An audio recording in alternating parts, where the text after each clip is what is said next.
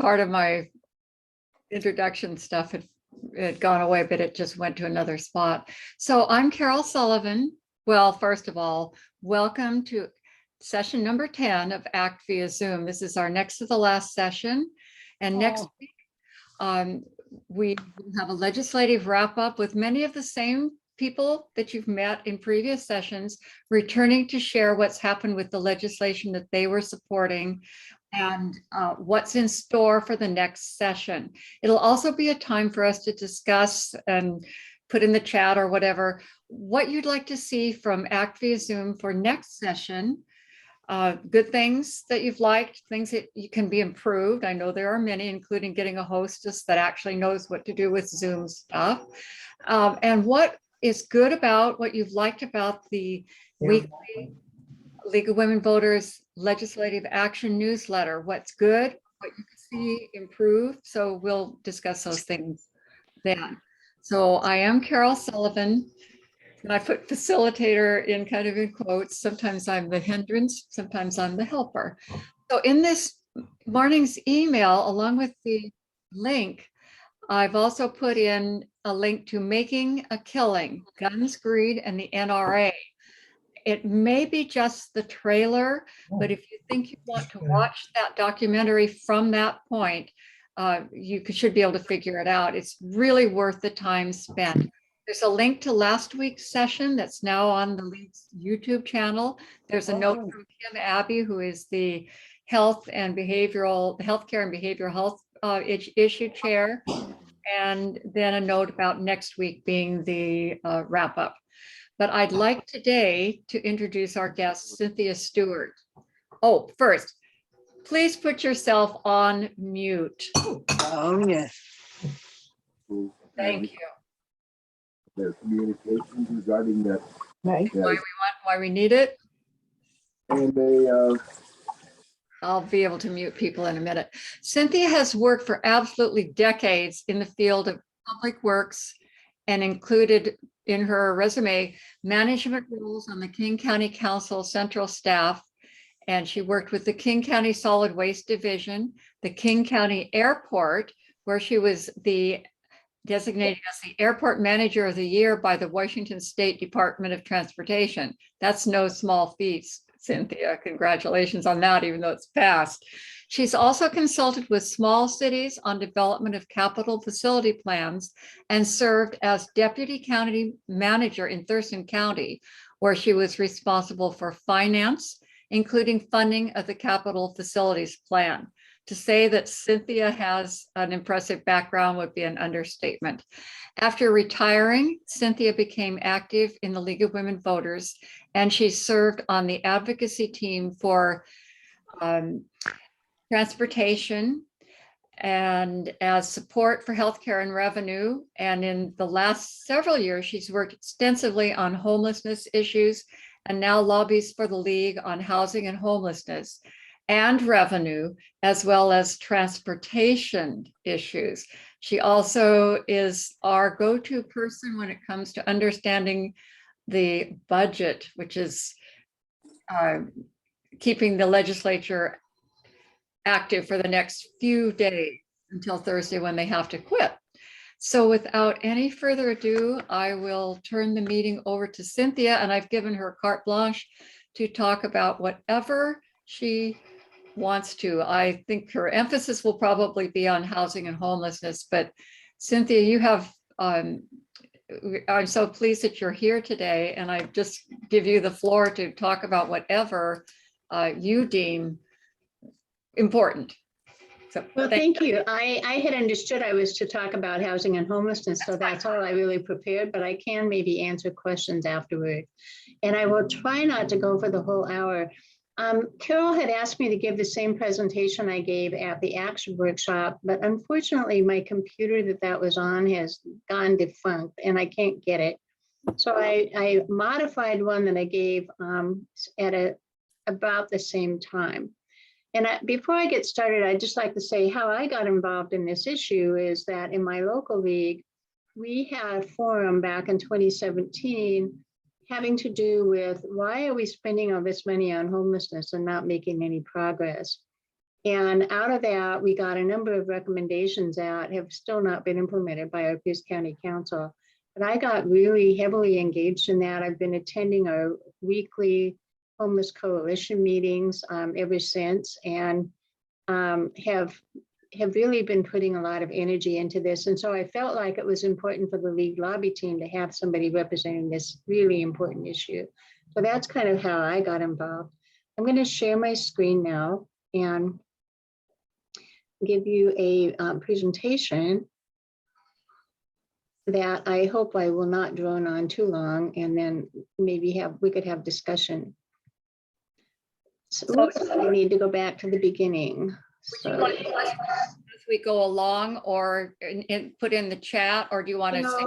I have a hearing problem, so it would be really helpful if the chat, or if somebody would just store them up until, hold on a second, I'm trying to figure out how to do this. I don't know why this is going here instead of to the beginning. Shoot. This is not working the way I intended it to. You make me feel better, though. Seriously. There we go. Now, are you seeing this shared screen? Not yet. No. Should I make you? Okay, so this is really strange. We did see the share screen a minute ago for a Yeah, quick I know. I second. just was trying to get it to the beginning. Here, let me see if I can do this now. I don't normally have this kind of a problem. There it is. Now we can see shared screen.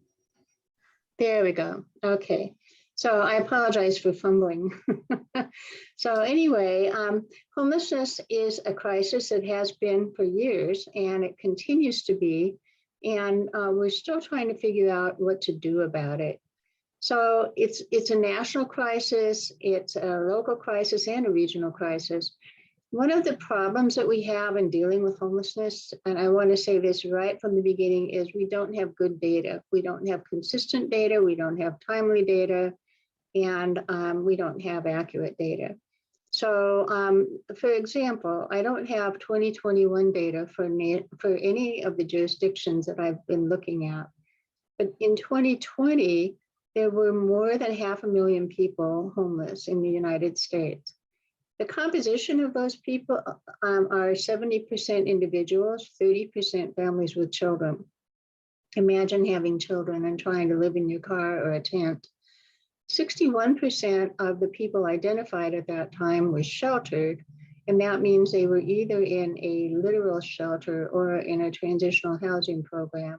And 39% were unsheltered, meaning on the street or some other place that they shouldn't be. The most frequent people who are homeless are people who are men, who particularly African Americans, domestic violence survivors, veterans, and people with substance use or mental health disorders. That isn't to say that all of those things are the cause of homelessness. Those are just the characteristics that go along with it.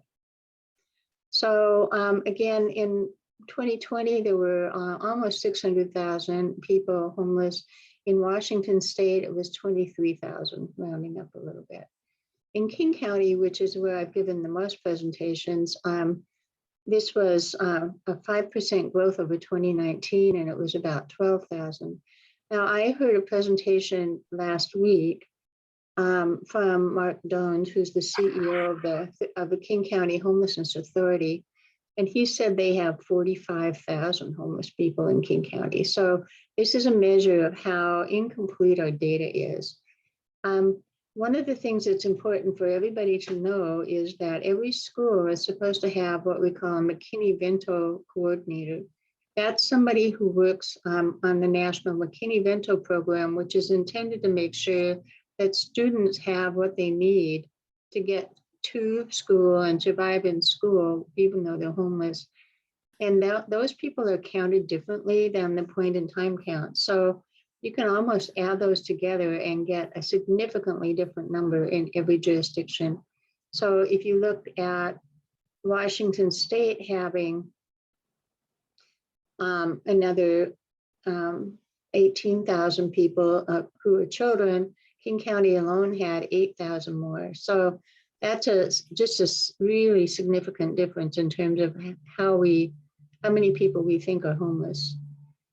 Another thing that's important to know is that between 10 and 40% of students are homeless, college students. In the four-year universities, it's lower. In the community and technical colleges, it's closer to 40%. And this data came from testimony to the legislature a couple of years ago. And that number has not gotten any smaller either. So the question is, why should we care? A lot of people care because they don't want to see people who are homeless. But the real problem is that people who are homeless can't succeed in school. They can't work. They can't function at work very well. They have a hard time taking care of themselves. I mean, think about having a chronic disease, and particularly diabetes, where you have to have insulin every day. It's really hard for them to stay healthy.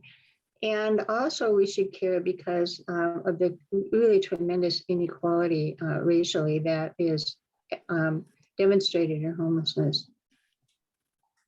So some of the impacts that are really observable locally have to do with the contamination of the environment when people are not given shelter that is organized and well maintained.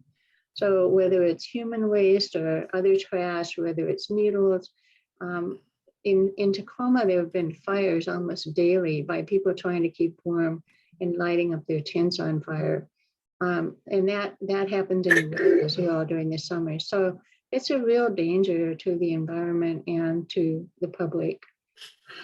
There's also an economic problem having to do with resistance to going to some downtown areas for shopping. That's been a little less of an issue with COVID, but still it's a problem.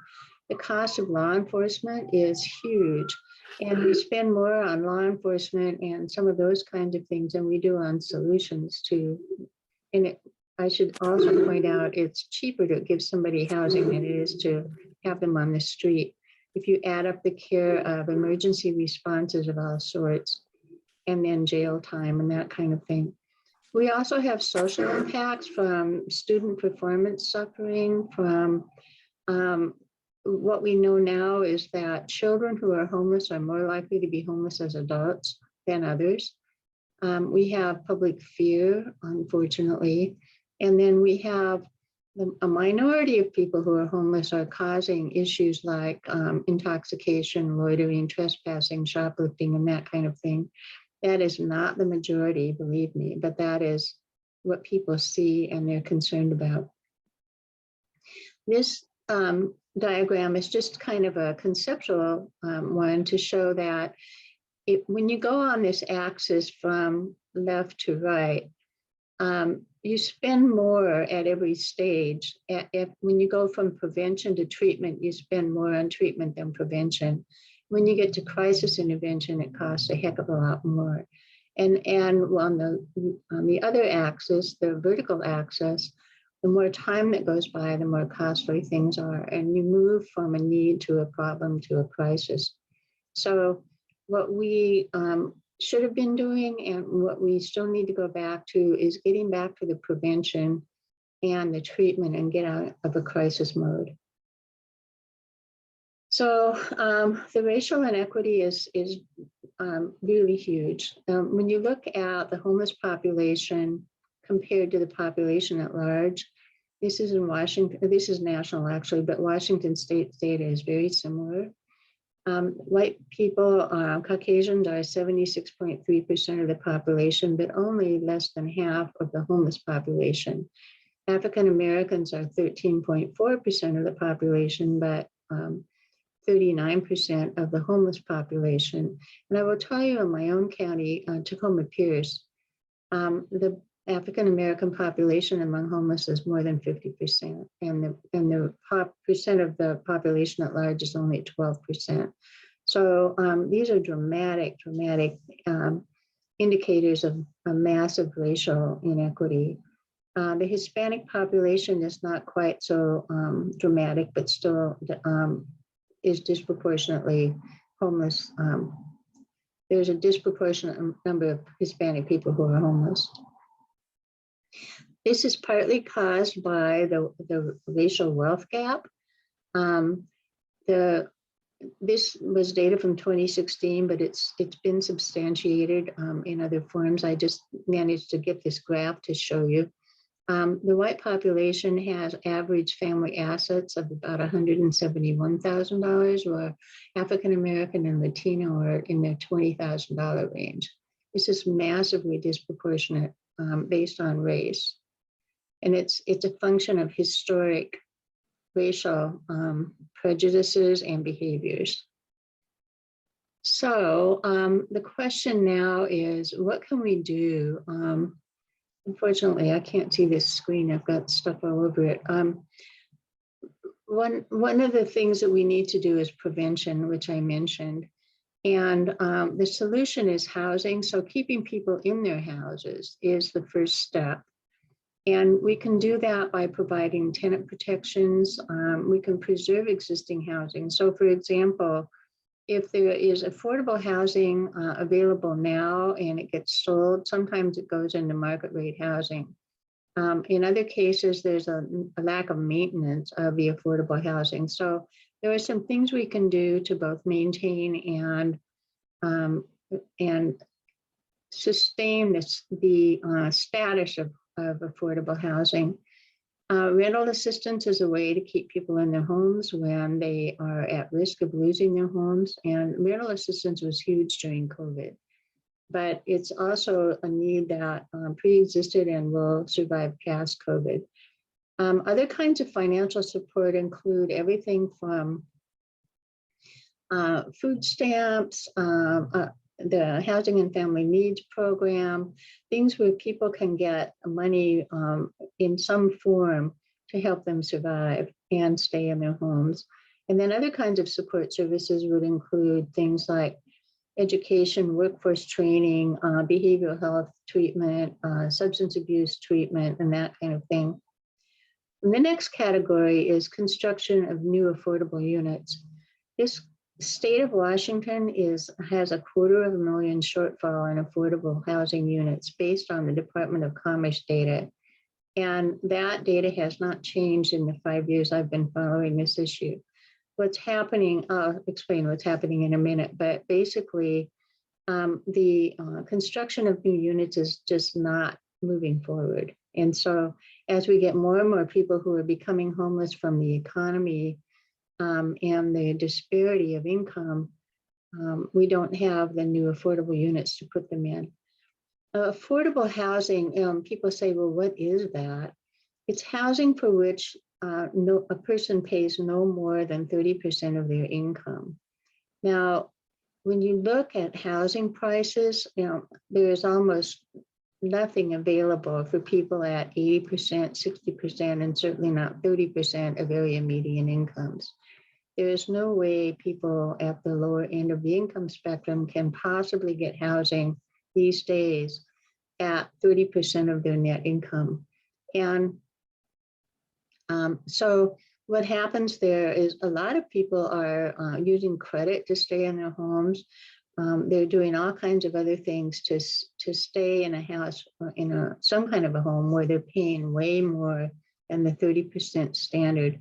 That is a standard that has been set by the Federal Housing and Urban Development Department and has been in place for a very long time. And it's the one that we use to measure what is affordable and what the capacity of affordable housing is relative to the people who need it. So we also need to provide some support for people who don't have homes. Shelter and support services are the primary topic of conversation almost everywhere, almost every jurisdiction. And then what can the legislature do? So the legislature can provide funding. They can provide funding for housing, and they can provide funding for the kinds of financial relief that I was discussing a minute ago.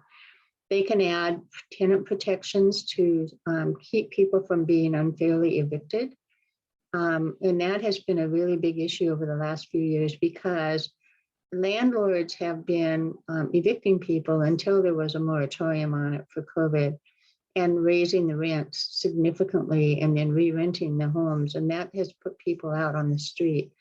It's hard for them to, when that happens to somebody, it's hard for them to generate the first and last monthly payment plus damage deposit. So another thing that can help people is finding a way to distribute those kinds of upfront costs in order to get into a new place.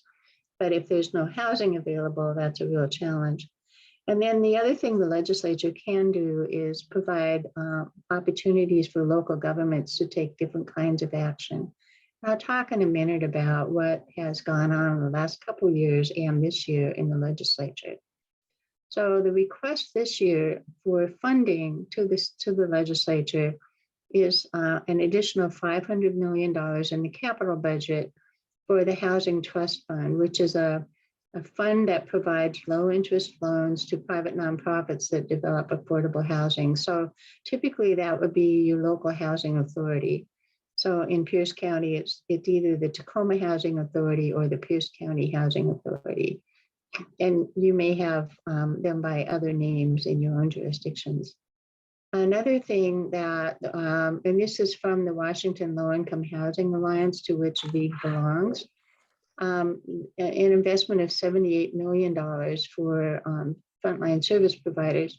The issue there is that the people that are working for private nonprofits delivering services to homeless people are not being paid well.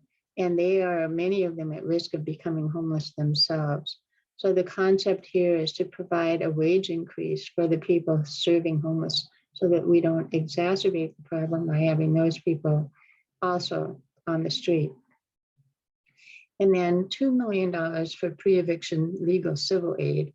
And that's needed in order to have opportunities for people to negotiate some kind of a payment plan or a departure plan or something like that, rather than being just kicked out on the street very quickly. So the backdrop for all of this is that why don't we have more housing? Well, for one thing, the rental markets are very tight. This is particularly true in Western Washington, but nationally as well. The vacancy rates are very low. What that means is the landlords can charge what they want. They are not constrained by any kind of, I'm trying to check my time here. They're not constrained by normal market forces because they can, it's kind of supply and demand. What's also happening is more and more people who have higher incomes are renting instead of owning. That's partly downsizing seniors, but it's also younger people who are not interested in home ownership right off the bat, and who may be in lucrative jobs. So in Seattle, that's been particularly an issue with all the high-tech people moving into town. So they're renting, and then that is driving the prices up because they can afford it, and it's taking away the low rent places for others to possibly live in. So that all of that is shifting the price upward and so forth. So you understand that problem. So what has happened nationally, and this is also true in Washington State, is in the last 5 years, the market rents have gone up more than 50% in most places. While, and that's median home prices also have gone up nearly 50%. Incomes have only gone up like 3 to 4%. And so more and more and more people are not able to keep up with the price of housing, even though they may be employed. So this is just a slide from the National Low Income Housing Alliance and Coalition. They do a lot of research across the country. They have data for 2021 that the minimum wage in Washington State would require a person to work 70 hours a week to get a 1-bedroom rental home. And the average renter wage is almost $23. And to get a 2-bedroom housing in most parts of the state, you'd need almost $30 an hour. And look at the difference between 23 or 30 compared to $13, $14, $15 an hour. So even the move to have a $15 an hour minimum wage is not going to solve this problem. So this is another example of the kind of economic disparity that is creating this problem. I don't know if you can see the little green bars at the bottom of each of these years, but the bottom 90% is the green bar. The top 1/10 of 1% is the red bar, and the top 1% is the blue bar. And so what you can see is that from the 1979 period up to 2007, the red bar, the top 1/10 of 1% has gone way, way up there, while the green bar, the other 90%, has remained stagnant. And then the blue bar, the top 1%, has gone up significantly relative to the green bar. But of course, the top 1/10 of 1% has surpassed even those people by many orders of magnitude. This is part of what's driving our economic disparity and the inability of people at the lower 90% to really survive financially. So again, the solution to homelessness is housing. I just want to say a lot of people assume that people who are on the street are mentally ill or drug addicts or something like that. And that is just simply not the case. About 20% of the homeless population in most jurisdictions has behavioral health or substance abuse or combination of those issues. But most people are not in that category, and more than half of the people homeless in most jurisdictions are actually working. So we need to provide different kinds of housing for different kinds of circumstances. Shelters obviously are necessary for people to stay warm and dry and just be able to take care of themselves and not be out on the street in a car or in a tent. Transitional housing is a kind of housing where people can move in for a couple of months or 3 months at a subsidized rate and be able to save up money to move into more permanent housing. Permanent supportive housing is the kind of housing where there are wraparound services, and that typically permanent supportive housing is the kind of housing that people who are chronically homeless will need. It is typically provided for people who are never going to be able to live independently for one reason or another. There are disabled people in that category, mentally ill people, and other circumstantial cases where somebody just cannot live independently. So the types of support or wraparound services that are provided in those varies greatly with the individual who needs it. Usually those people have a case manager who coordinates what they need and helps them to live as independently as possible.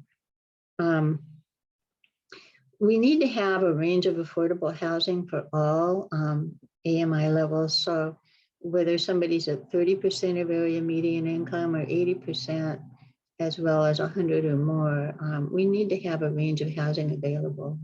And then we obviously need to have our standard housing market as well. Each one of those categories fills a different need among the population. So what, I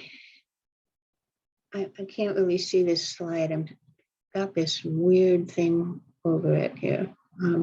Okay, so COVID has exacerbated this situation greatly, partly because of its impact on the economy and job loss and that kind of thing, and partly because people have become ill and can't work for one reason or another. They don't have daycare, they need to stay home with their kids. It has really been disruptive in terms of increasing the homelessness situation. So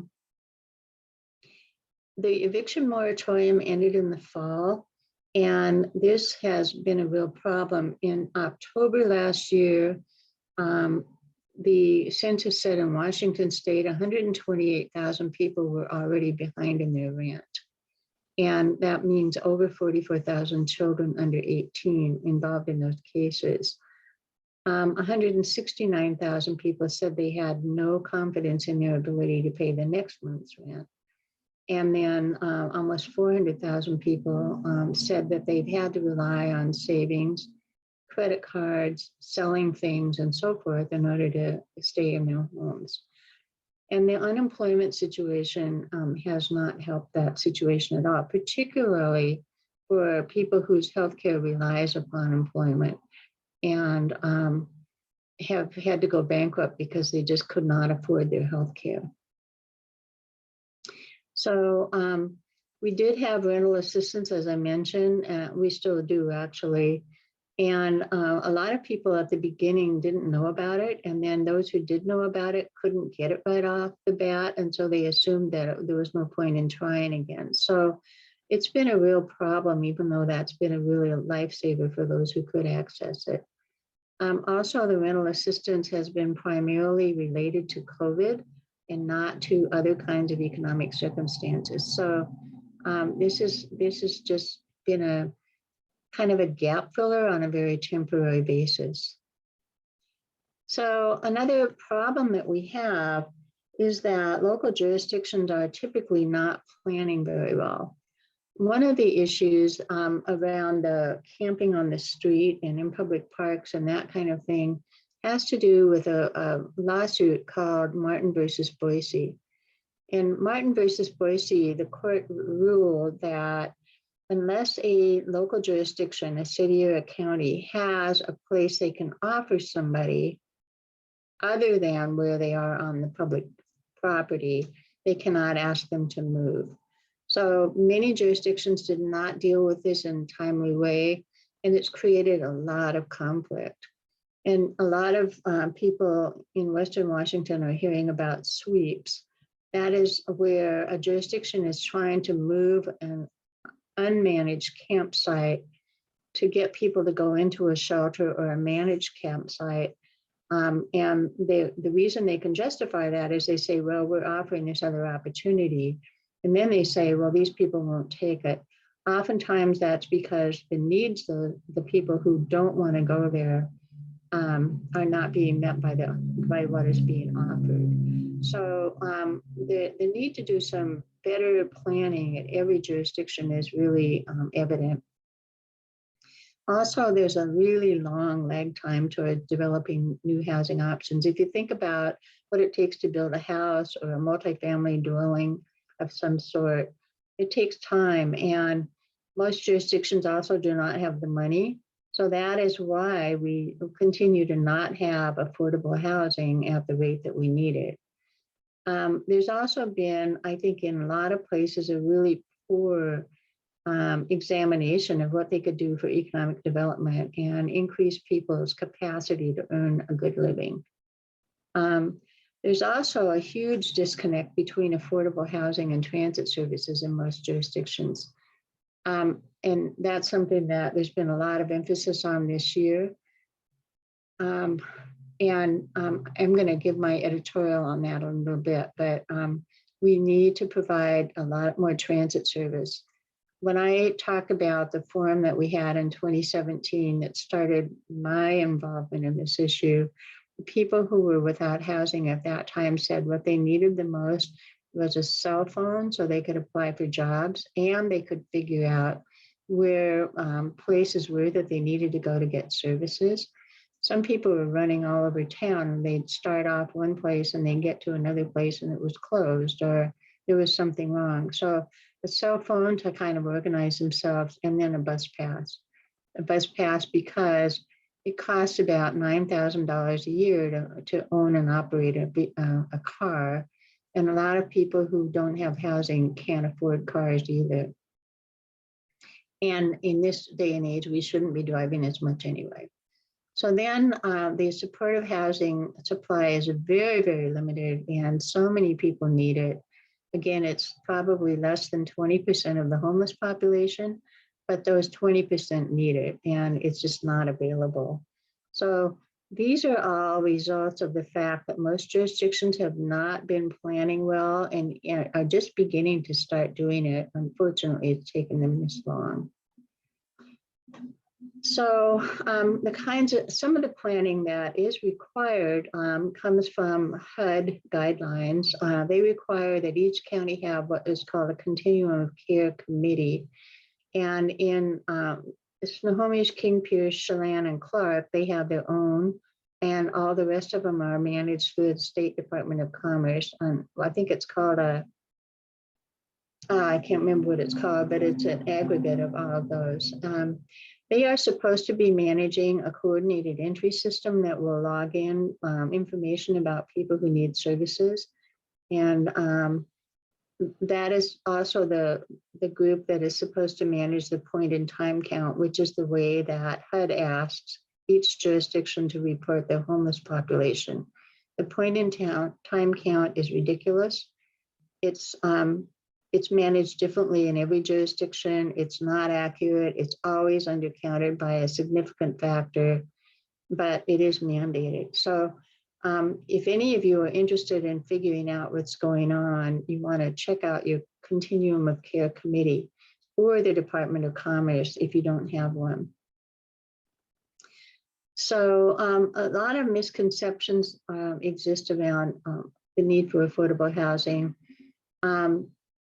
One of the biggest ones promulgated by developers is that, well, just let us build anything we want, anywhere we want. The supply will make the demand go away and the prices go down. And that is just not the case for a whole bunch of reasons. Density alone will reduce housing prices. Density will help if it's done properly, and the density leads to some affordable housing opportunities, but just building more is not necessarily going to solve the problem. If those places are higher income condos, for example. A lot of developers also say, just let us not have to pay impact mitigation fees and we'll have affordable housing. That is also proven to be not true. And the jurisdictions can't survive without those impact mitigation fees, because that's what pays for the need for new sewer, new water systems, and all kinds of other things, new parks, new schools, the things that we need in our society to make, to function, infrastructure. There's also a theory that tax exemptions will help, and tax exemptions are not helping right now. There's been a longstanding tax exemption program. If you build a multifamily, if a jurisdiction allows this, you can get an 8%. I'm going to stop and start over here. You can get an 8-year deferral on your, a waiver on your property tax for 8 years, if you build a multifamily dwelling. And you can get 12 years if you dedicate a portion of that to affordable housing. What's been happening is people go for the 8 years, it's not affordable, it's not working. And even the 12-year is not enough of an incentive, because if you build 1 or 2 units, it's not going to provide the kind of housing quantity that we need. And then the biggest one of all is it's cheaper to build in the rural areas. We can just build a lot cheaper and have a lot more affordable housing. But unfortunately, that ignores all of the other principles involved in growth management, protection of our resource areas, and also the fact that the infrastructure is way more costly in the end. So none of that makes sense, but those are the kinds of arguments that you hear. Another myth is that tiny house villages are less expensive than multifamily dwelling. That is not necessarily true, primarily because of the space involved, and it's just easier. It's easier to build shared walls and not have space in between. The tiny houses themselves may be cheaper, but the net impact is not cheaper. Adding affordable housing will ruin single-family neighborhoods. That has been definitely proven not to be the case in many jurisdictions around the country where they have built integrated affordable housing along with market rate housing. And really what happens is when you have a variety of economic conditions, people living together, some other kinds of things happen that are beneficial for everybody. Another concept is faith organizations should provide the shelters. And this one really makes me rebel, because why do we ask people who are generous and kind and want to help others, why do we assume they should assume the burden for the entire population? That just is not, number one, it's not working. Number two, it's not fair. And then the final one is a lot of people think that people who are homeless like being on the street, and they hear these myths about how offers of shelter have been rejected. Almost nobody says, I prefer to be on the street than in a house. What is being offered them just doesn't meet their needs for some reason. So these all, I think I've added about 10 different myths here, misconceptions. So, so what do we need to do? We need to have comprehensive plans, and the 5-year homelessness plan work together. They need to be very specific. They need to be thorough. They need to be analytical. They need to identify where where housing can go, and where the infrastructure and the transit is, or add transit to serve the population. And there needs to be a funding plan. And most jurisdictions have not included all of that in their planning. They do bits and pieces of it, but not the whole picture. So here's what the legislature has been doing. And I really have to give credit to the legislature. They haven't done some of the things that we have hoped for, but they have done a massive amount of work. And it's really hard to balance the interests of some of the more rural, more conservative legislators against those of the more urban, more progressive ones, because they don't have a common experience. And so, and those negotiations are challenging. And so anyway, that's why we haven't gotten as far as we might have or wanted to. But in 2019 and 20, they added $325 million to the Housing Trust Fund, which again is that low interest loan program. They've offered local jurisdictions an opportunity to keep some of the state sales tax, not add local, but keep some state sales tax. They've offered the opportunity to have exemptions on the sale of self-help housing like Habitat for Humanity from the real estate excise tax. They have increased housing and essential needs and TANF, the food stamp program, and other benefits. And in land use, they've given a lot of authorization to increase density, to create housing action plans, provide planning grants, create tiny house communities, increase density. All of those kinds of things have been granted a couple of years ago. A lot of tenant protections were enacted during that period. One of the bigger issues is the fact that a lot of manufactured and mobile home sites have been displaced. And so a lot of work was done in 19 and 20 on mobile home tenants.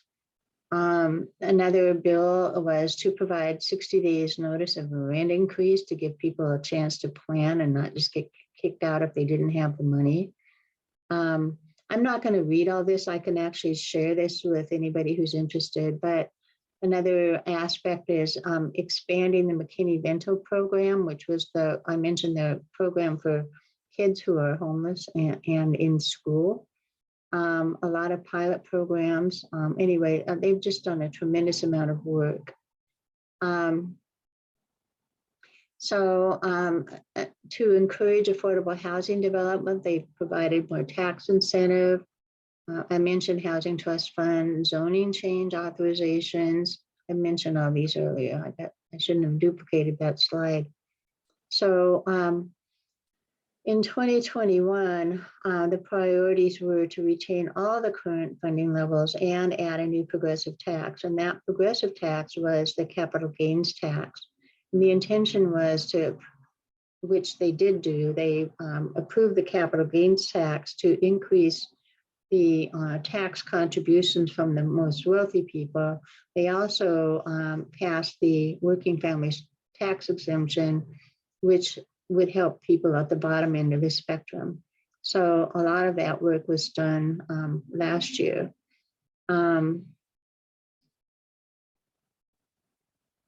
not going to read all that because we're running out of time. So, so this year, a whole bunch of bills were also passed. So expanding the landlord mitigation program for victims of domestic violence, sexual assault, and stalking, that kind of thing. And that means basically helping people with their payments for the landlords if they were in that kind of situation. Exempting a sale of property for affordable housing to a nonprofit entity who would maintain the affordability aspect of it. Exempting them from the real estate excise tax. Ensuring the oversight and coordination of permanent supportive housing. That's the kind that I mentioned has the wraparound services in it. They created an advisory committee for that and a position on the Affordable Housing Advisory Council for permanent supportive housing interest. They expanded the eligibility for independent youth housing from 23 to 25. They put, some landlords were restricting how they would take the rent payments, so they passed a bill saying that the landlord had to take it in many different forms and could not put limits on how somebody paid their rent. They also allowed the rural counties public facilities sales tax to be used for affordable housing, and they allowed for minors, unaccompanied minors, to provide informed consent for all kinds of things that they need, and particularly health care. So next week, we still have the operating budget, which will have the Housing and Essential Needs Program and TANF expenditures in it, and the capital budget with the Housing Trust Fund. The House and the Senate have very different budgets, and that is what is going to be negotiated all next week and has been actually over the weekend and so forth. So, so we'll see what they do. I think they're both going quite a ways down the road, but maybe neither one will end up quite where we ask for them to be. But again, that's a tough negotiation. So what can you do? What you could do is, if you have space in your home, consider offering it for shared housing for somebody who has been homeless, and realize that these are not criminals, drug addicts, and so forth. There are a lot of working individuals who could use a room in your house, and there are services available to negotiate terms and conditions. And particularly people who are aging, sometimes you can get chores. Your tenant could pay you back with chores as opposed to money. So lots of flexibility there. Support safe parking spaces in wherever, whether it's a church parking lot or a shopping mall or whatever it is. Safe parking is a way to keep people who are in need of a camp, who are sleeping in their vehicles, safe, and not have them be harassed by other people. You can advocate, I'm saying visibly and vocally, you can advocate strongly for additional tax reform and funding for housing. And for appropriate land use planning. Comprehensive plans are going to be adopted in many jurisdictions in June 2024. In the 21 session, a bill was passed called House Bill 1220, which will require that every comp plan have a much expanded housing element than what has been mandated before. They have to provide a 20-year forecast of how they're going to have housing for the entire population, including low income, severely low income, and people needing shelter. So you can get engaged in that in your local community. Figure out what your government is doing about that, and have have a say in getting it done correctly. You can support shelter programs, most of which are severely underfunded. And most of all, you can talk to somebody and give them a smile when you see somebody who's homeless on the street, because they need that more than almost anything. So I have gone way over time. I'm going to stop my share and see what kinds of questions people have. Should I look at the chat? Can I monitor that, please? Oh, I'd like to monitor that because we are kind of short on time and there are several to get to. Lanny, would you unmute and tell us briefly about the article that you posted from the Kitsap Sun, please? It's about yeah. Briefly, there's it's in today's Kitsap Sun, and it's the lead article. And the most interesting thing about it is that there's a permanent, more or less, tent camp down in Port Orchard at Veterans Park. And there's a group that goes in every week and takes supplies and things, and they organized a big cleanup, because one of the things that happens in a lot of these parks, especially the bigger ones with woods and all that great stuff, is that campsites are abandoned and then all the trash remains. So they went in and cleaned up a bunch of the abandoned campsites. And then they also go weekly to try and help the people who are there both survive and do things like get rid of their trash. So there are local nonprofits, local groups of volunteers who really are doing things until more housing is built. It's like we need both pieces. So I just like to respond to that and just say that, number one, it is a miracle that we have so many people that are willing to go out and do that kind of work and help others.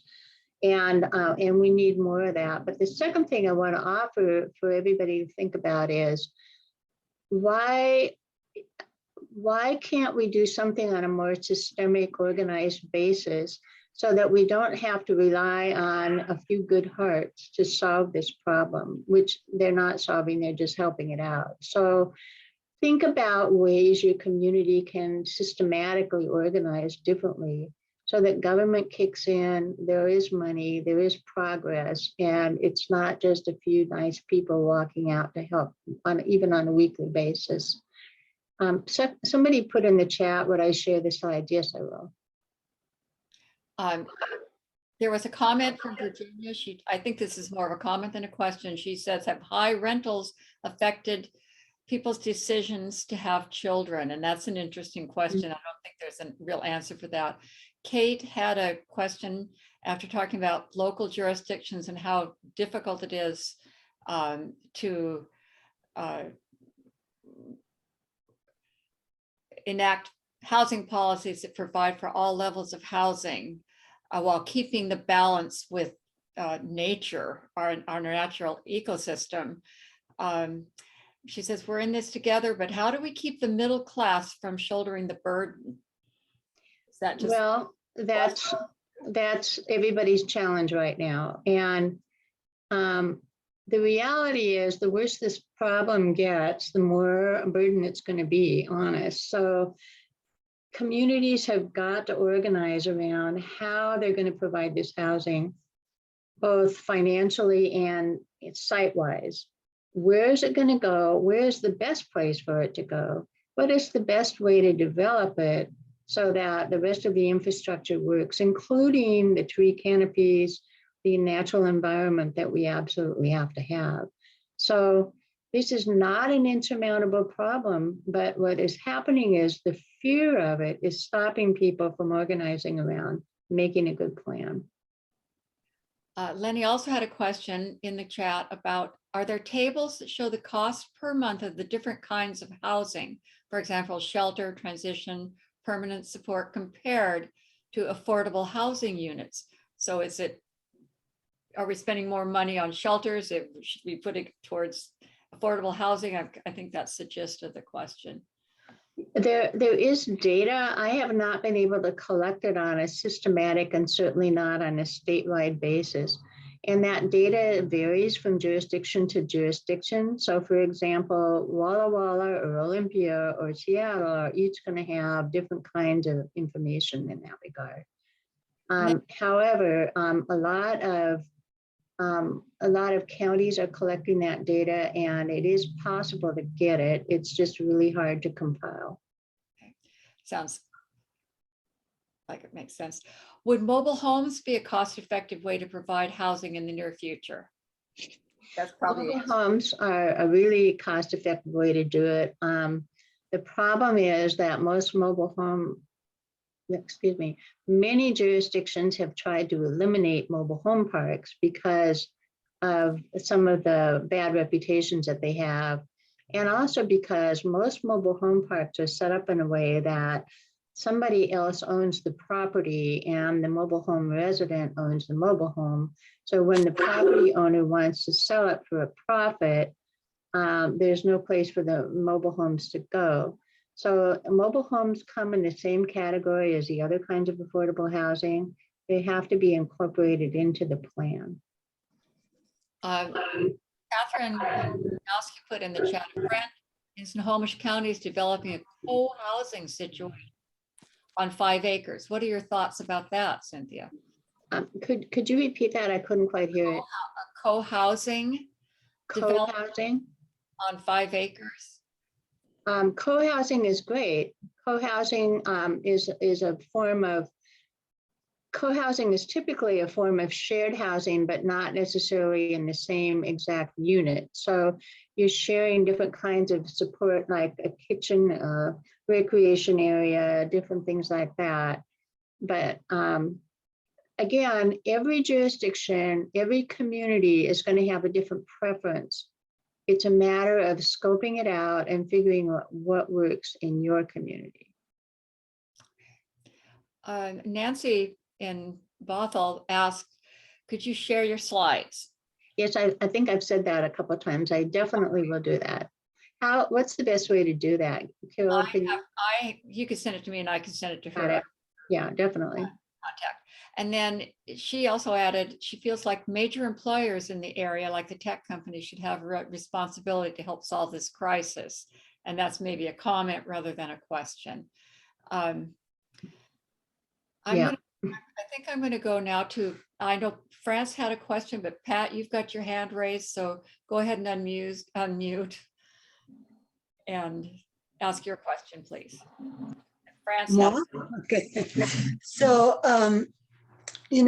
I've always had a few rentals, but I'm wondering now, I don't anymore, except for family, but I'm wondering if there's kind of a disincentive now for just private parties to provide housing. I mean, we depend on the rent in order to pay the mortgage, right?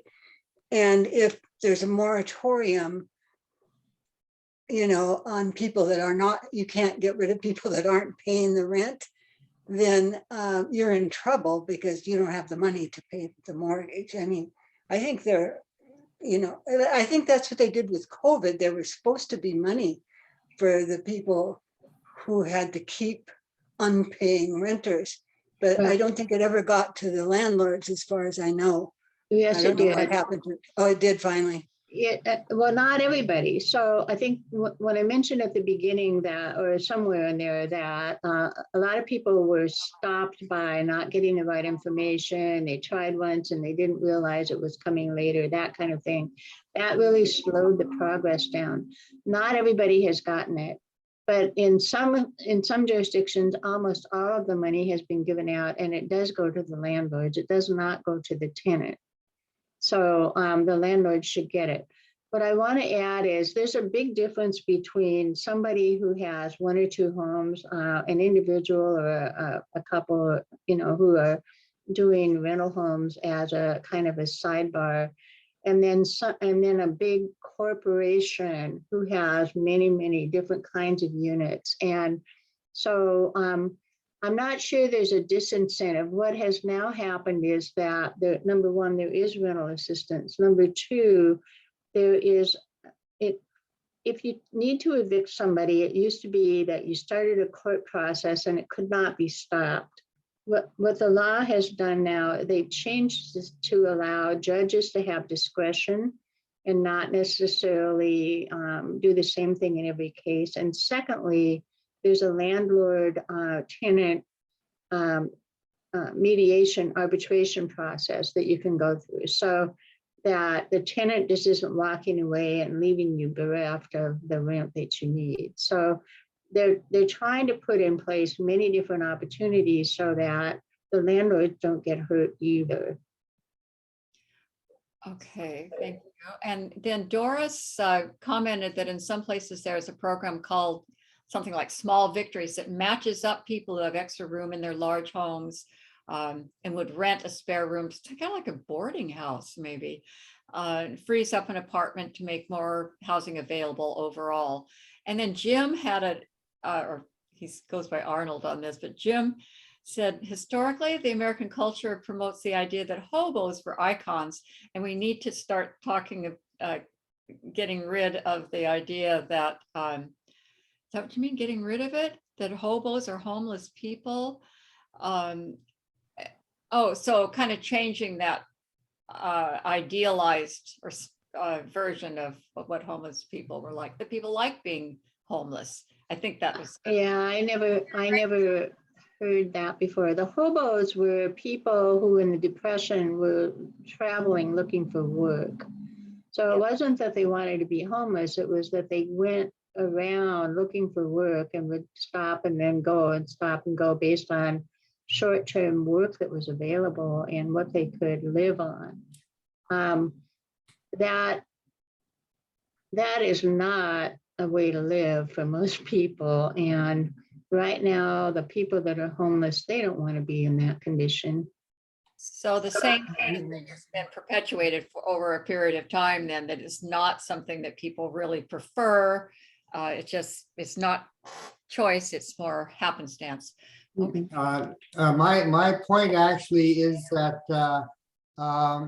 that if all of the people in our culture have grown up thinking or being taught that that it's okay to be riding the rails, going out and finding work because you can't find work at home, which means that that these people are in fact homeless, and homelessness is homelessness, and we need to change the idea that hobos, the culture of hobos was a good culture, and that that we need to and that they were probably suffering the same way that the homeless people of today are suffering. Now, I'm going to just briefly tell you my personal story. My father was a hobo for a while. He dropped out of school at the age of 14. He didn't have shoes to walk to school. He started looking for work. He rode the rails. He said one day he got assaulted, badly assaulted and injured. Another time he went 3 days without food. Somebody gave him an apple. He ate the seeds and everything. He was so damn hungry. I'm just saying this is not a way that anybody would want to live, and it's shocking to hear that that's ever been idealized. Well, that's my point, is that I believe that it has been idealized. Well, thank you for sharing that impression, because I hadn't heard that before, and if you're right, it's kind of tragic. You know, in my neighborhood in Pennsylvania, there were really nice houses, and I thought, oh, everybody's rich. But I had to go door to door for various issues, and I knocked on the doors, and some of those houses had 5 unrelated adults living in them. So that was one solution to a housing problem, is you don't have to have a family in a house. They had 5 unrelated adults. And then a lot of people, I had one friend whose 34-year-old son was living with her, and they got along great. It was, you know, there's all sorts of solutions. And as you look at this issue more closely in your local jurisdiction, one of the things that has happened over time is that there have been prohibitions against a certain number of unrelated people living in the same house. Why? And we need to go back to the group home kind of concept in order to help solve this problem. Well, this was in Pennsylvania, so I guess the rules were very different. Well, no, there used to be. I mean, I just mentioned my dad. My dad used to live in a group home. In fact, well, boarding houses were similar. Yeah, but in more recent times, the laws have changed to be more conducive for single family homes and less for those kinds of group scenarios. And I think now we have to go back. We just have to Go back to what? go back to having that opportunity for unrelated adults to share a home. Can I share an experience? I will. I took in a person who was needing a place to stay because I needed a cat sitter while I was, and it was recommended to me by one of my neighbors. So I took her in. She stayed for 2 years. And then someone who'd been her former roommate came for another period of time. And then I had somebody else who was in between apartments. And then I realized what I was doing. It wasn't, they were benefiting me by being cat sitters. So I could leave the premises and leave the cat in good hands.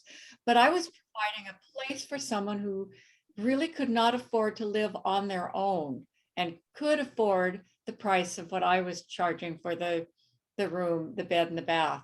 And I was just about to take someone who was coming out of a shelter. I decided purposefully to do that, and was to take someone from leaving a shelter that was closing. And this was February 14th, 2020, when I met with her. And then we realized, no, I can't do that because of COVID. I can't have someone, you know, the COVID situation and isolation made it impossible to do that. And I regretted that I wasn't able to do that, because I finally realized this was something I could do that benefited me, and it definitely was benefiting another person, just one and one. Thank you for sharing that. Okay, well, I have the mic. I have the mute and unmute. So I think we've gone past our time, but Cynthia, this has just been so interesting. And Thank you for your attention, all of you. I really appreciate your interest in this. Thank you for your work. It's wonderful. Thank you. you can pat her on the back several times. And if you are available next week, and Kim was here too, if I don't know if she still is, if you'd like to come back next Monday and spend 5 or 10 minutes, whatever, a short length of time telling us about the bills specific to the areas that you're interested in, what's happened with them. And I wish we'd had a little bit of time for what's happening right now in Olympia. If you have 5 minutes. Right now, what's happening is they're trying to get through the budget negotiations. There are 3 budgets, both of which have a House and a Senate counterpart. So in 4 days, they have to adopt 1 transportation budget, 1 capital budget, and 1 operating budget out of those 6 different pieces. And that's no easy task. Right now, some of the finance committees are still having hearings because they've decided to go back and bring something back in, and that's called necessary to implement the budget. So all of a sudden, here we are today, there is a public hearing on some bills that haven't moved yet. So it's very, very stressful for everybody, and nobody will know what's in the package until they all come out. So the other thing that's happening right now is people have seen bills pass the House and pass the Senate, and they say, oh, my bill has passed. I'm breaking out the champagne. No, you can't do that yet. If it has an amendment, is it still being worked on then? And the little dot that's checked on the bill information, passed legislature, it has not yet passed. So are we going to get a list of things we can celebrate? Not yet. I mean, yes, that'll come next week. We'll know what to celebrate.